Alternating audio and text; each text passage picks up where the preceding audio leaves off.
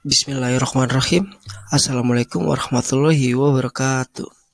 Salam Om Swastiastu, Namo Buddhaya, salam kebajikan, salam sejahtera bagi kita semua. Perkenalkan kami dari kelompok A4 akan mempresentasikan dampak ekonomi digital bagi perekonomian Indonesia, di mana kami terdiri dari 5 anggota kelompok, yaitu yang pertama Cynthia Aldila Puspita, lalu yang kedua Eki Prastasagara, lalu yang ketiga Marvelous Todo MC Hombing, lalu yang keempat Prima Syadam, dan yang kelima Syafira Deswitasari. Baik, selanjutnya saya akan menjelaskan tentang pendahuluan.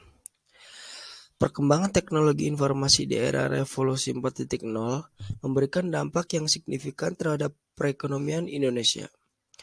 Perkembangan ini mampu menciptakan model bisnis dan pelaku ekonomi baru yang sangat dinamis, sehingga mampu menggeser praktik-praktik ekonomi tradisional yang eksis sebelumnya.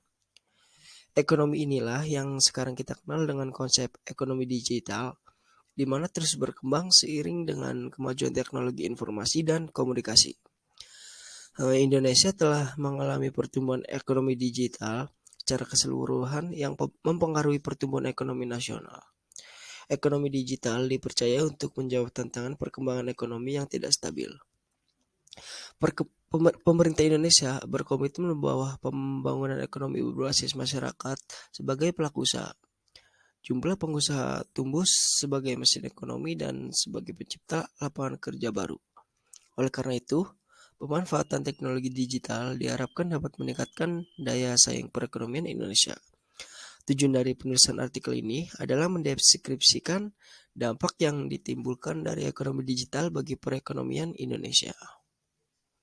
Baik, selanjutnya akan dijelaskan oleh teman saya, yaitu Prima Syadam.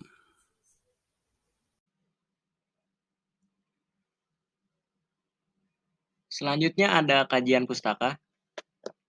Ekonomi digital merupakan kemajuan perekonomian yang menggunakan teknologi digital sebagai fungsi utama dalam melakukan transaksi elektronik yang penggunaannya menggunakan jaringan.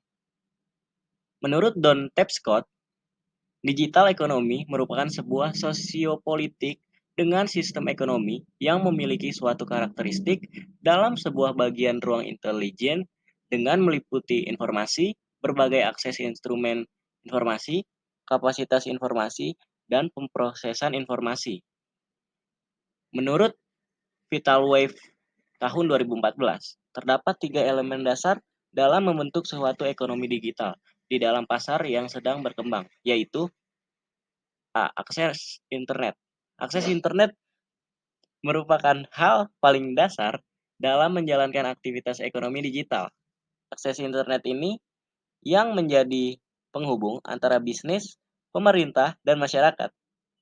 Dampak dari akses internet adalah terciptanya pelayanan digital atau digital service yang terkoneksi dengan masyarakat dana data.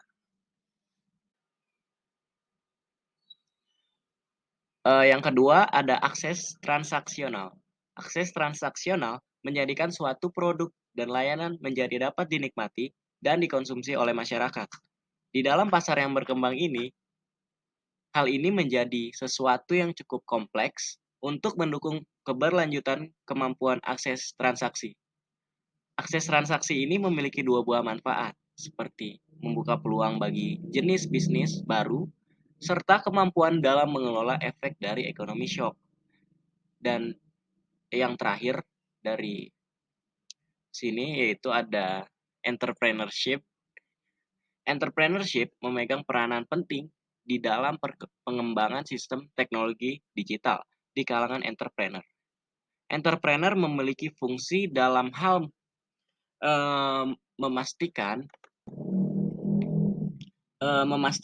nilai yang dibuat dapat disimpan bagi negara dan masyarakat. Dalam menciptakan suatu keberhasilan ekonomi digital dalam sebuah negara, diperlukan suatu transisi teknologi finansial dalam bentuk keuangan yang baru, menurut Radovanovic tahun 2009. Untuk slide selanjutnya akan dijelaskan oleh teman saya, yaitu Tia. Untuk Tia, dipersilakan. Baik, selanjutnya pembahasan mengenai metode riset. Metode yang dipakai dalam penelitian ini adalah deskriptif, yaitu menggunakan studi kepustakaan sehingga menghasilkan paparan yang berupa gagasan teori tentang dampak ekonomi digital bagi perekonomian Indonesia. Kajian yang dipaparkan pada tulisan ini didasarkan pada analisis literatur yang sifatnya relevan, sehingga sifatnya berupa kumpulan pernyataan dari berbagai sumber yang menjadi rujukan referensi. Selanjutnya masuk kepada pembahasan. Yang pertama, ekonomi digital di Indonesia. Ekonomi digital tumbuh seiring dengan meningkatnya pengguna. Bank Indonesia mencatat sudah mencapai 130 juta orang atau 50% pengguna internet dari jumlah penduduk Indonesia. Data pengguna internet yang aktif sebanyak 124 juta. Menurut data Asosiasi Penyedia Jasa Internet Indonesia yang dirilis Februari 2018, menunjukkan bahwa 49,83% masyarakat menggunakan internet 1-3 jam dalam sehari. Dan 29,63% masyarakat menggunakan internet 4-7 jam sehari, dan sebanyak 26,48% menggunakan waktunya untuk berinternet lebih dari 7 jam dalam sehari. Selanjutnya mengenai pertumbuhan ekonomi digital di Indonesia. 3 sektor pertumbuhan ekonomi digital di Indonesia yang mengalami pertumbuhan pesat yaitu on-demand service, financial technology, dan e-commerce. Yang pertama, on-demand service. Contohnya Gojek, di mana bisnis ini merupakan pelopor dari layanan ojek berbasis aplikasi mobile. Layanan yang diberikan oleh Gojek mulai dari pengiriman barang, pemesanan makanan, hingga jasa cuci mobil maupun bersih-bersih rumah yang semuanya berbasis on-demand. Aplikasi ini dapat diakses melalui smartphone yang sudah terkoneksi dengan jaringan internet. Lalu yang kedua ada financial technology. Fintech merupakan singkatan dari financial technology yang dapat diartikan dalam bahasa Indonesia menjadi teknologi keuangan. Secara sederhana, fintech dapat diartikan sebagai pemanfaatan perkembangan teknologi informasi untuk meningkatkan layanan di industri keuangan. Definisi lainnya adalah variasi model bisnis dan perkembangan teknologi yang memiliki potensi untuk meningkatkan industri layanan keuangan. Lalu yang terakhir, e-commerce. Industri di Indonesia mengalami pertumbuhan signifikan, salah satunya adalah e-commerce. Fakta yang terjadi, masyarakat kita menunjukkan 8 juta masyarakat berbelanja secara online dan diprediksi meningkat terus. Perilaku konsumtif dan digital dari masyarakat Indonesia, ditambah meningkatnya jangkauan pasar menjadi pendorong utama. Tren ini pula yang membuat banyak pemain yang selama ini berjualan secara offline turut membuka toko online. Dampak ekonomi digital bagi perekonomian Indonesia.